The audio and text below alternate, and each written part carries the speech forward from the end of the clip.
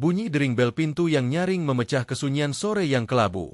Ibu Sri, yang sedang asyik menyiram tanaman anggrek kesayangannya di teras, hampir saja menjatuhkan kaleng penyiramnya. Jantungnya berdebar tidak karuan. Bukan jamnya untuk ada tamu. Dan di usianya yang sudah menginjak 68 tahun, setiap kejadian yang berada di luar rutinitasnya terasa seperti gempa kecil. Dia membuka pintu, dan di sana, berdiri seorang perempuan dengan gaun bisnis yang masih rapi meski hari sudah larut, dengan tas kerja bermerek digenggam erat. Wajahnya yang cantik dan selalu dipoles riasan sempurna kini tampak pucat. Mata Indah, menantunya, sembab dan merah. "Ibu," sapa Indah, suaranya serak, nyaris seperti bisikan. Ibu Sri hanya bisa menatapnya, dingin. Kenangan pahit yang sudah berusaha dikuburnya dalam-dalam selama setahun terakhir tiba-tiba menyeruak ke permukaan, segar dan menyakitkan. Dia tidak melupakan, tidak pernah bisa, kata-kata yang diucapkan Indah di ruang rumah sakit itu. Kata-kata yang telah melukai jiwanya lebih dalam daripada pisau bedah manapun. "Ada apa, Indah?" tanya Ibu Sri, suaranya datar, tanpa emosi. Dia tidak mengundangnya masuk. Indah menarik napas dalam-dalam, seolah memberanikan diri. "Bisa kita bicara sebentar, Ibu?" "Di dalam." Ibu Sri masih ragu sejenak. Matanya menatap tajam pada wanita yang dulu dengan tegas menyatakan bahwa kehadirannya hanyalah sebuah beban bagi keluarga muda mereka. Tapi akhirnya, dengan hati yang berat, dia mundur selangkah, memberi jalan. Indah melangkah masuk, heelsnya berderak di lantai marmer yang dingin. Mereka duduk di ruang tamu yang sunyi. Suasana tegang terasa menggantung di antara mereka.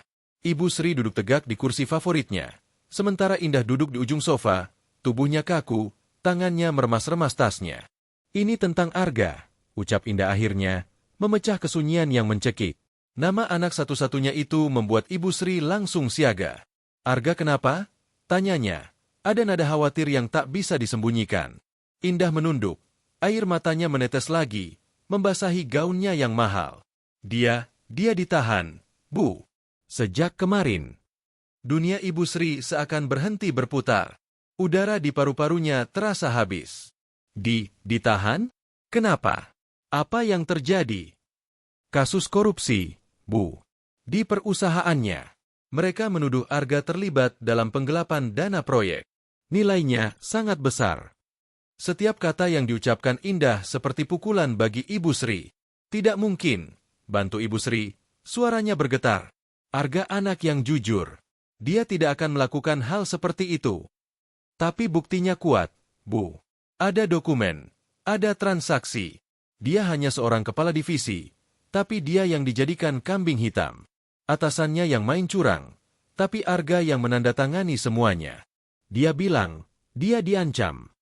Indah terisak, tak lagi menjadi wanita karir yang percaya diri, tapi seorang istri yang ketakutan. Ibu Sri memejamkan mata, mencoba menahan rasa pusing yang mendera. Bayangan Arga, anak laki-lakinya yang baik hati, terkurung di balik jeruji besi, menyiksanya. "Lalu apa yang bisa kita lakukan? Kita butuh pengacara yang bagus."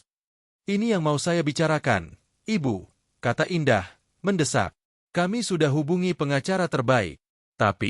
Tapi kasusnya rumit. Jaksa penuntutnya sangat tegas. Katanya, peluang Arga bebas sangat kecil. Hampir mustahil. Jadi kita harus menyerah begitu saja." Suara Ibu Sri meninggi, penuh kepedihan. Tidak, Bu," Indah berseru, lalu terdiam sejenak, menarik napas panjang. Ada satu jalan. Jaksa penuntut utamanya, Pak Joko. Dia adalah teman kuliah Ibu dulu, bukan? Katanya dulu kalian dekat." Ibu Sri membeku.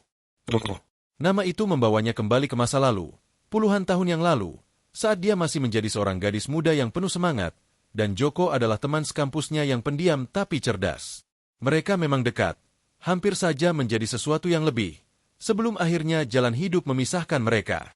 Ibu Sri bertemu dengan almarhum suaminya, dan Joko memilih fokus pada karir hukumnya.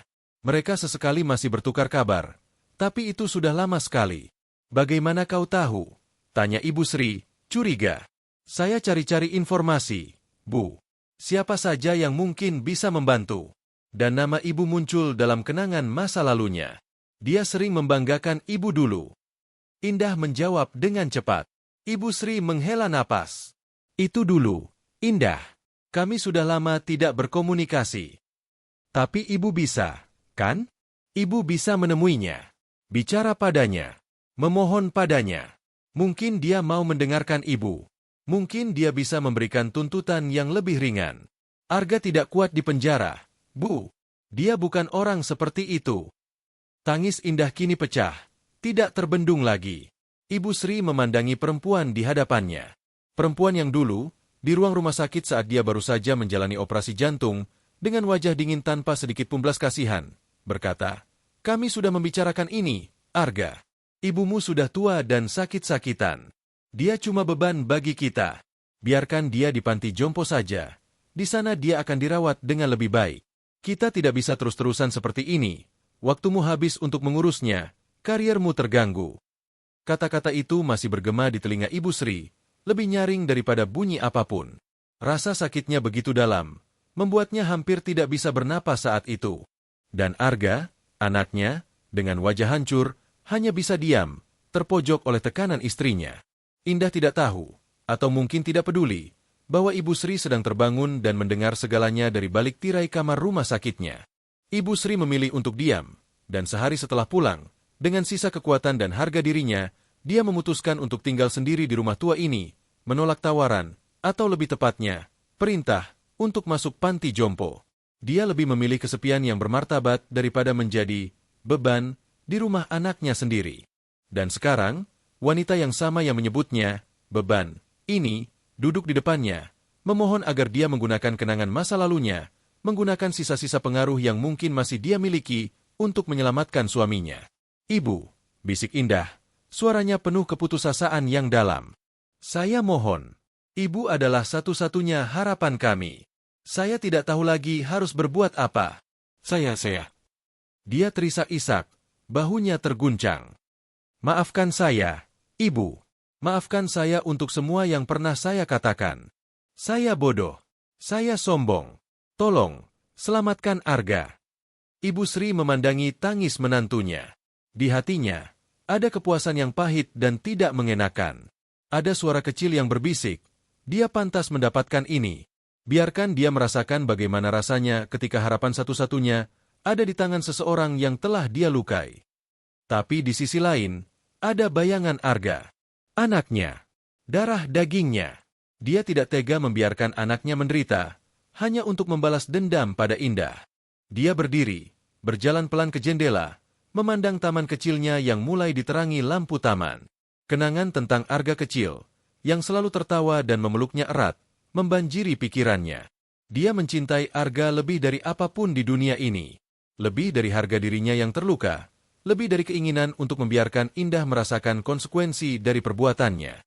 Dia menarik napas dalam-dalam, memutuskan pertarungan batin dalam dirinya. "Aku akan mencoba," ucap Ibu Sri perlahan, suaranya lirih tapi tegas. Dia tidak menoleh ke arah Indah. "Bukan untukmu, tapi untuk Arga, anakku." Dia mendengar Indah menarik napas lega di belakangnya, diikuti dengan cekikan tangis yang berterima kasih. "Terima kasih, Ibu. Terima kasih. Tuhan memberkati Ibu." Tapi, Ibu Sri berbalik, matanya menatap langsung ke mata Indah yang basah. "Aku tidak bisa menjanjikan apa-apa. Aku hanya seorang perempuan tua. Kenangan adalah hal yang rapuh. Dan mungkin, bagi Pak Joko, aku sudah tidak lebih dari sebuah kenangan samar." "Tidak, Bu. Pasti bisa. Ibu pasti bisa," desak Indah, penuh harap. Ibu Sri mengangguk pelan. "Baik, pulanglah. Aku akan hubungi dia besok pagi."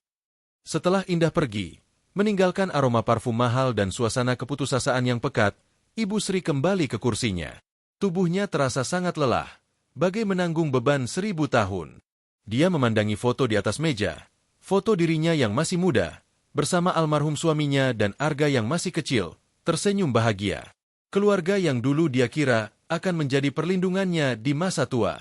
Sekarang, semuanya terasa berantakan. Anaknya di penjara, menantunya yang menyakiti hatinya justru menjadi satu-satunya orang yang datang memohon, dan dia, seorang jompo yang dituduh sebagai beban, harus menjadi pahlawan terakhir untuk keluarga yang sudah retak itu. Dia mengambil telepon tuanya, membuka buku alamat yang sudah usang. Jarinya yang keriput menelusuri nama-nama, hingga akhirnya berhenti pada sebuah nama, Djoko Wiratno, SH, MH. Di sebelahnya, tercoret nomor telepon yang sudah sangat lama tidak dihubunginya. Apakah dia masih menggunakan nomor yang sama? Apakah dia masih ingat pada Sri, gadis yang dulu pernah menolak cintanya dengan halus karena memilih pria lain? Dan yang paling penting, akankah seorang Djoko Wiratno, yang sekarang pasti sudah menjadi seorang jaksa tinggi yang berwibawa dan teguh pada prinsip, mendengarkan permohonan seorang perempuan tua yang datang karena kepentingan pribadi? Keraguan mulai menyelimutinya. Tapi bayangan Arga di sel penjara, ketakutan dan keputusasaan di matanya, memberikannya keberanian. Untuk Arga. Semuanya selalu untuk Arga. Dia menyimpan nomor itu di ingatannya, lalu meletakkan teleponnya. Malam itu, Ibu Sri tahu, dia tidak akan bisa tidur.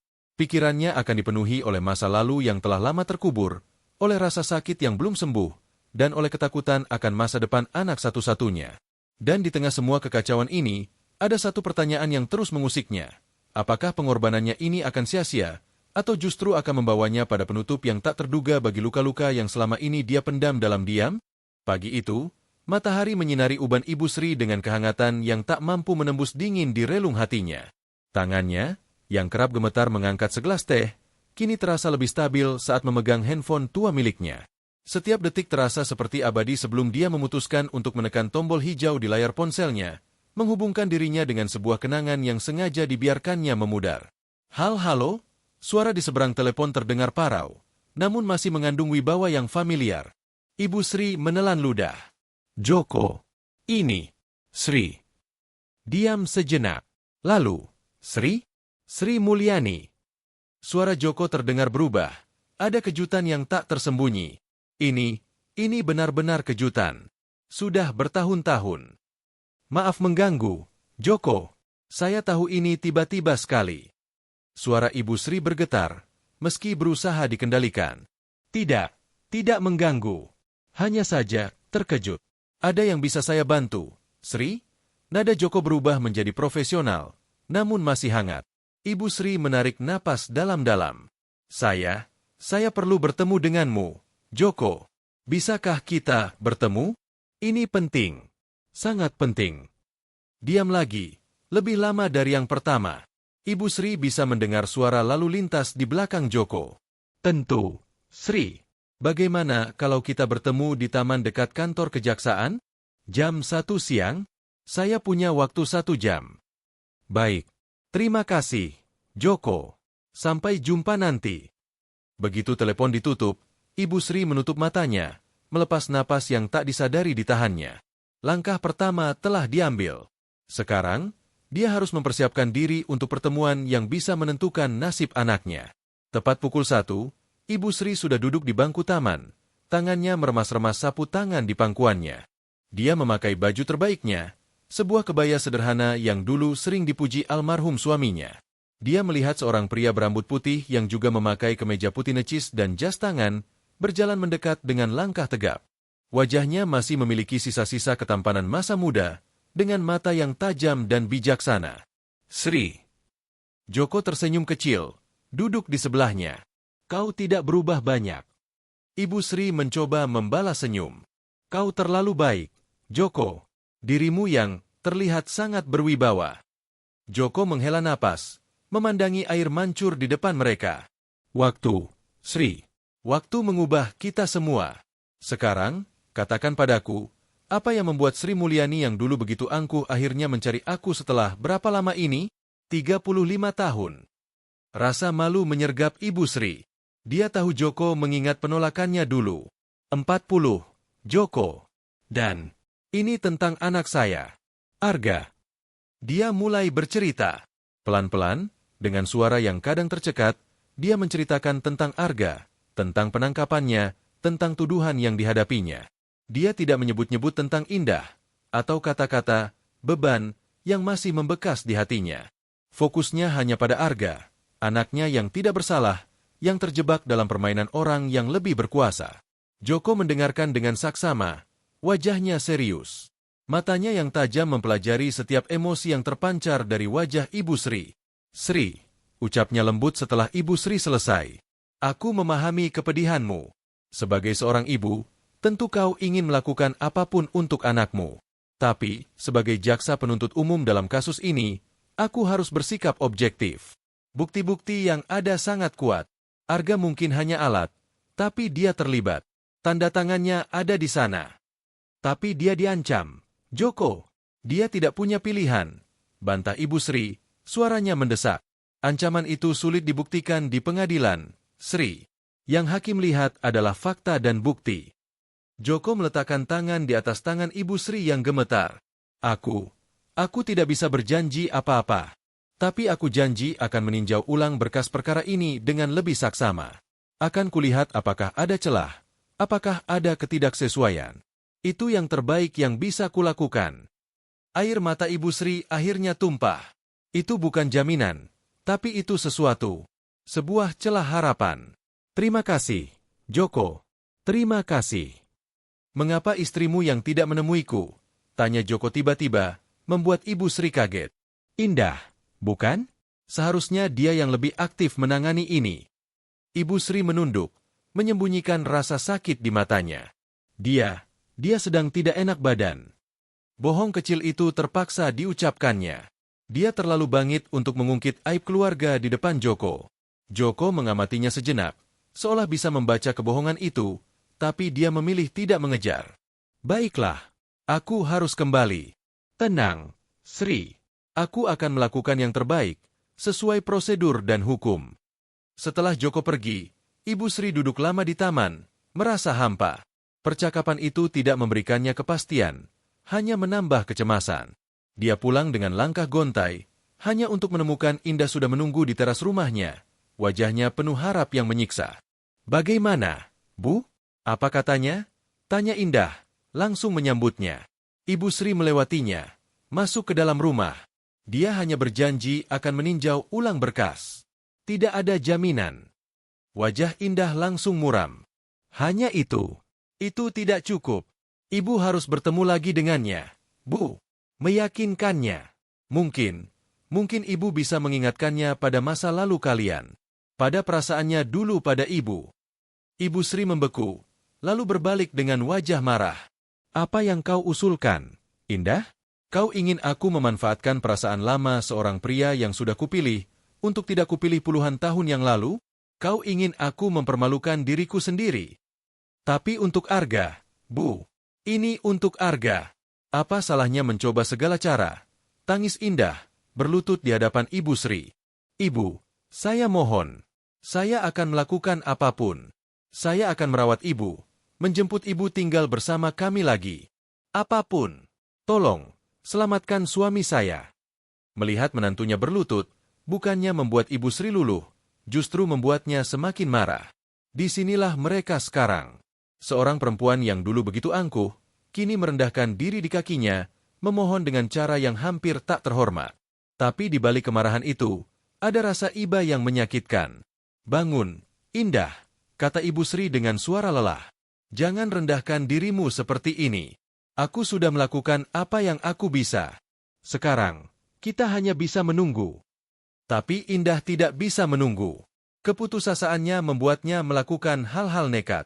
Diam-diam, tanpa sepengetahuan Ibu Sri, dia menyelidiki lebih dalam tentang hubungan masa lalu Ibu Sri dan Joko. Dia menemukan beberapa teman lama mereka, mengorek-ngorek informasi. Dia tahu ini berisiko, tapi dia sudah tidak peduli. Sementara itu, di kejaksaan, Joko memang meninjau ulang berkas perkara Arga. Dia adalah pria prinsip, tapi pertemuan dengan Sri telah membangkitkan sisi manusiawinya. Dia menemukan beberapa titik lemah dalam penyidikan, hal-hal kecil yang bisa diperdebatkan. Dia memanggil penyidik, menanyakan detail-detail yang kurang jelas. Dia tidak memperingan tuntutan, tapi dia memastikan bahwa proses hukum berjalan sangat adil dan teliti. 2 minggu berlalu tanpa kabar. Setiap kali telepon berdering, jantung Ibu Sri berdebar kencang. Indah datang hampir setiap hari.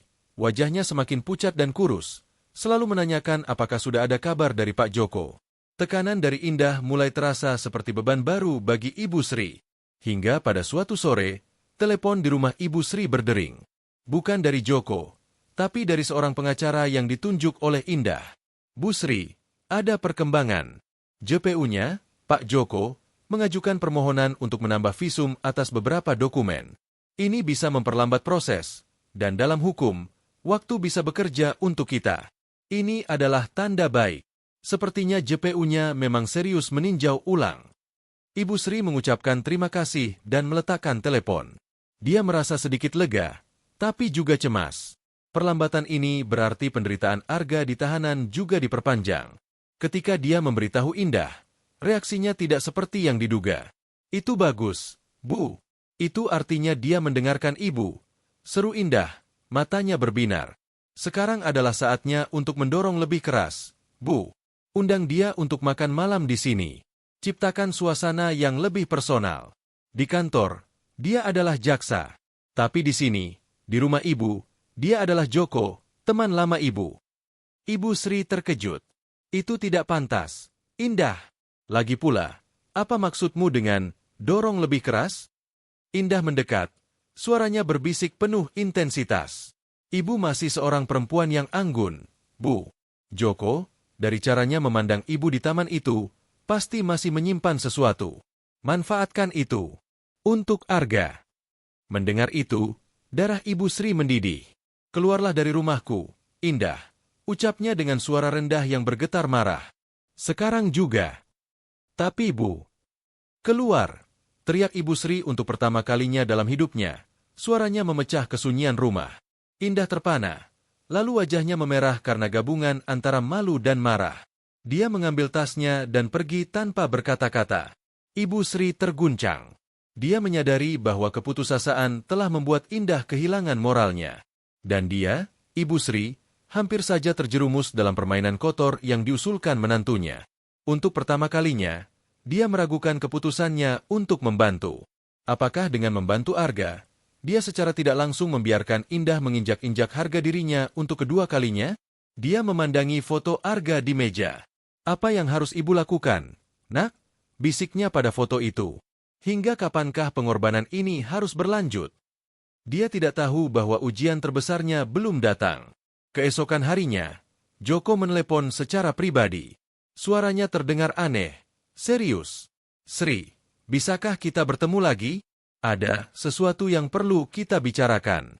Sesuatu yang penting. Dan dalam nada suaranya, Ibu Sri bisa merasakan bahwa sesuatu telah berubah. Pertemuan berikutnya ini tidak akan membahas tentang peninjauan ulang berkas perkara. Ada sesuatu yang lebih besar. Sesuatu yang akan mengubah segalanya. Pertemuan kali ini tidak di taman, tapi di sebuah kedai kopi tua yang tersembunyi di sudut kota. Tempat yang dipilih Joko, jauh dari keramaian dan pandangan rekan kerjanya. Ibu Sri duduk menghadapnya. Cangkir kopi di depannya tak tersentuh. Dia bisa merasakan ada sesuatu yang sangat salah dari cara Joko memandangnya. Sebuah campuran antara kasihan, kekecewaan, dan kemarahan yang dipendam. Apa yang terjadi, Joko? Tanya Ibu Sri langsung pada intinya. Tak kuat menahan ketegangan. Apakah ada keputusan untuk Arga? Joko menghela napas panjang. Jari-jarinya mengetuk-ngetuk meja kayu. Bukan tentang keputusan, Sri. Ini tentang sesuatu yang lebih mengganggu. Dia menjeda, memastikan tidak ada yang mendengarkan. Sri, apakah kau menyadari bahwa seseorang telah mendatangi beberapa teman lama kita? Bertanya tentang masa lalu kita. Tentang sifat khusus dari hubungan kita dulu. Ibu Sri membeku. Darahnya seakan berhenti mengalir. Apa? Seorang wanita, lanjut Joko, matanya tajam.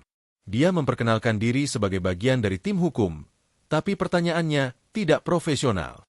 Dia bertanya apakah dulu aku pernah serius denganmu? Apakah mungkin masih ada perasaan yang tersisa?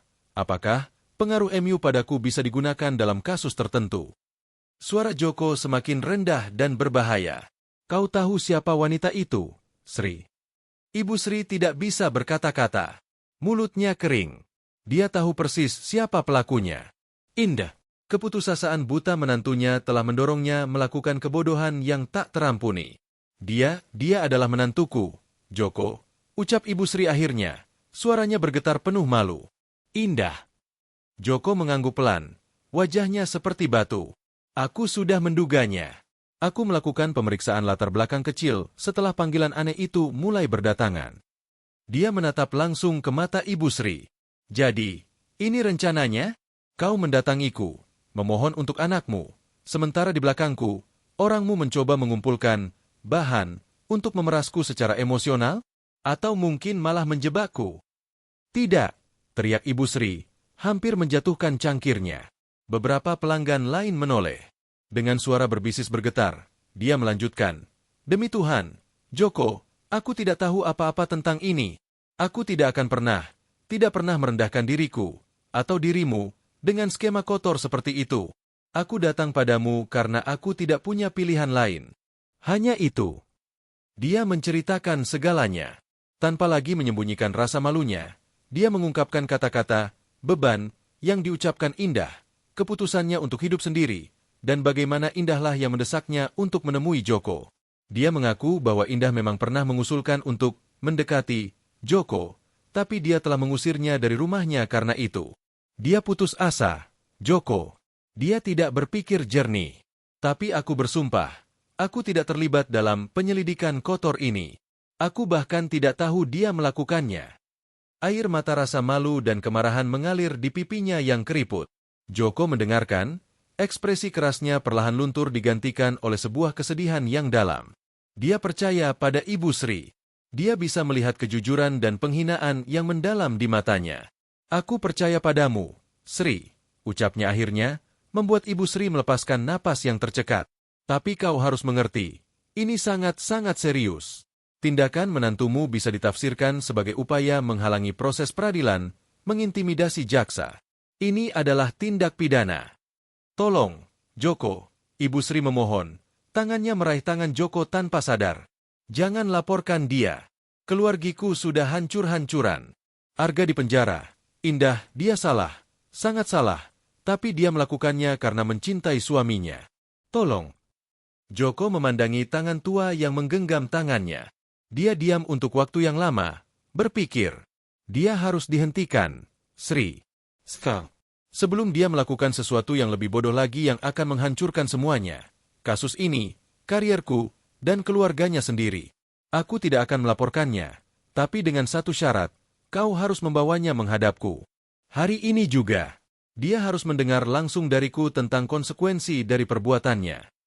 Rumah Ibu Sri terasa seperti ruang interogasi.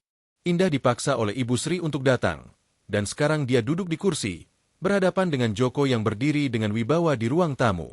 Wajah Indah pucat pasi, matanya membesar ketakutan. Ibu Sri duduk di samping, merasa seperti seorang pengawal yang membawa tahanan untuk diadili. "Ibu, Pak Joko, apa yang..." Indah gagap. "Diam dan dengarkan," potong Joko. Suaranya dingin dan berwibawa, sangat berbeda dengan nada yang digunakannya pada Ibu Sri. "Ibu Indah, tindakan Ibu dalam beberapa hari terakhir, mendatangi kenalan-kenalan lama saya dan Ibu Sri, mengajukan pertanyaan yang tidak pantas tentang kehidupan pribadi kami, adalah sebuah pelanggaran hukum yang serius. Itu bisa dikategorikan sebagai upaya mempengaruhi, mengintimidasi, atau bahkan menyuap seorang penegak hukum." Indah gemetar. Saya hanya mencoba membantu suami saya. Dengan cara menghancurkan karir saya? Dengan cara yang akan membuat suami Ibu semakin dalam terjerumus, hardik Joko. Apakah Ibu tidak berpikir bahwa jika hal ini terbongkar, hakim akan melihat keluarga Ibu sebagai keluarga yang tidak memiliki integritas? Itu akan sangat merugikan posisi Arga di pengadilan. Pukulan itu langsung menyasar. Indah terlihat seperti ditampar. Dia belum memikirkan sejauh itu. Saya minta maaf," bisiknya, menunduk. "Maaf tidak cukup," kata Joko dengan tegas. "Ibu harus menghentikan ini. Ibu tidak boleh lagi menghubungi siapapun yang terkait dengan saya atau Ibu Sri untuk kepentingan kasus ini. Ibu harus mempercayai proses hukum. Dan Ibu harus meminta maaf kepada Ibu Sri, karena telah hampir merusak harga diri dan reputasinya dengan skema Ibu yang memalukan ini." Indah menangis, tubuhnya terguncang. Dia menoleh kepada Ibu Sri, matanya penuh penyesalan yang sejati untuk pertama kalinya. Ibu Sri, maafkan saya. Saya gila. Saya tidak tahu lagi apa yang saya lakukan. Saya hanya sangat takut." Ibu Sri memandangnya. Di hatinya, ada kepuasan yang pahit melihat Indah akhirnya dihukum oleh realitas, tapi juga ada belas kasihan yang dalam. Dia mengangguk pelan. "Aku sudah memaafkanmu, Indah. Tapi ingatlah pelajaran ini. Harga diri dan kejujuran adalah segalanya. Kita tidak bisa mengorbankannya, bahkan untuk alasan yang paling mulia sekalipun. Joko menghela napas, melihat adegan itu. Baik, masalah ini selesai. Tapi ada satu hal lagi. Dia memandangi kedua wanita itu. Terkait kasus Arga, setelah meninjau ulang, saya menemukan kejanggalan. Ada dokumen transfer yang tidak sesuai, dan saksi kunci dari atasan Arga ternyata memiliki rekening yang mencurigakan. Saya telah memutuskan untuk mengalihkan penyidikan lebih dalam kepada atasan Arga tersebut. Arga akan diturunkan statusnya dari tersangka utama menjadi saksi, dengan syarat dia bersedia bekerja sama sepenuhnya dengan penyidik untuk mengungkap jaringan yang lebih besar. Kabar itu seperti oksigen yang membanjiri ruang yang pengap. Indah terkesiap, tidak percaya. Ibu Sri menutup matanya, mengucap syukur dalam hati. Arga tidak akan dipenjara untuk waktu yang lama. Dia akan bebas. Itu luar biasa. Isak Indah hampir tidak bisa berbicara. Terima kasih, Pak Joko. Terima kasih. Jangan berterima kasih padaku, kata Joko, lalu menunjuk ke arah Ibu Sri. Berterima kasihlah pada ibumu, karena dialah yang memberiku keyakinan untuk melihat kasus ini dengan hati, bukan hanya dengan dokumen. Dan karena integritasnya hari ini, yang mencegah sebuah skema bodoh menjadi bencana besar. Indah menatap Ibu Sri. Di matanya sekarang, tidak ada lagi pandangan merendahkan. Yang ada adalah rasa hormat, rasa malu, dan rasa terima kasih yang tak terhingga. Perempuan tua yang dulu dia anggap sebagai beban, ternyata adalah penyelamat keluarga mereka. Dialah yang, dengan martabat dan keteguhannya, telah membelokkan arus yang hampir menghancurkan mereka semua. Beberapa minggu kemudian, Arga akhirnya dibebaskan dari tahanan. Proses hukum masih berlanjut, tapi dia tidak lagi menghadapi ancaman penjara panjang. Kembalinya Arga ke rumah adalah sebuah reuni yang penuh air mata dan pelukan. Hal pertama yang dilakukannya adalah memeluk ibunya erat-erat, berterima kasih atas segala usahanya. Ibu, aku tidak pantas mendapat pengorbanan sebesar ini, bisik Arga di bahu Ibu Sri. Seorang ibu akan melakukan apapun untuk anaknya. Nak, itu bukan pengorbanan, itu cinta, jawab Ibu Sri, menepuk punggungnya. Indah berdiri di samping, memperbolehkan momen itu terjadi sebelum akhirnya maju. Arga, ada yang harus kukatakan. Suaranya tegas, penuh penyesalan. Selama Ibu Sri sakit dulu, aku mengatakan hal-hal yang keji. Aku menyebut ibu sebagai beban. Arga terkejut, mendengar pengakuan ini untuk pertama kalinya. Aku minta maaf, Arga. Dan yang lebih penting, aku minta maaf, Ibu. Dia menunduk dalam-dalam kepada Ibu Sri. Aku tidak layak mendapat pengampunanmu, tapi aku berjanji akan menghabiskan sisa hidupku untuk membuktikan bahwa aku telah berubah. Arga terlihat hancur mendengar pengakuan itu, tapi dia memeluk istrinya. Kita semua membuat kesalahan, Indah. Yang penting kita belajar darinya. Ibu Sri mengangguk. Sebuah senyum kecil yang damai akhirnya muncul di bibirnya. Luka itu mungkin tidak akan pernah sembuh sepenuhnya, tapi pengakuan dan permintaan maaf yang tulus itu adalah awal yang baik. Beberapa hari kemudian, Ibu Sri menerima sebuah paket. Di dalamnya ada sebuah buku hukum tua dan secarik surat dari Joko. Untuk Sri, pertemuan kita telah mengingatkanku pada seorang gadis muda yang berprinsip dan anggun yang kukenal dulu. Dia tidak pernah hilang. Terima kasih telah menunjukkan padaku bahwa integritas dan cinta sejati tidak pernah lekang oleh waktu. Buku ini adalah kenang-kenangan dari masa kuliah kita dulu. Jagalah dirimu, sahabatmu, Joko. Ibu Sri memegang buku itu. Sebuah kehangatan yang lama tidak dia rasakan mengisi dadanya. Dia telah melewati badai paling dahsyat dalam hidupnya. Dia tidak hanya menyelamatkan anaknya, tapi juga, dalam prosesnya, menyelamatkan jiwa menantunya dan menemukan kembali dirinya sendiri, seorang perempuan tua yang kuat, bermartabat, dan jauh dari kata beban. Sekarang, saat dia memandangi keluarganya yang mulai sembuh di ruang tamunya, dia tahu, pengampunan bukanlah tanda kelemahan, melainkan bukti terkuat dari kekuatan. Dan cinta seorang ibu, pada akhirnya, adalah kekuatan yang mampu mengubah segalanya.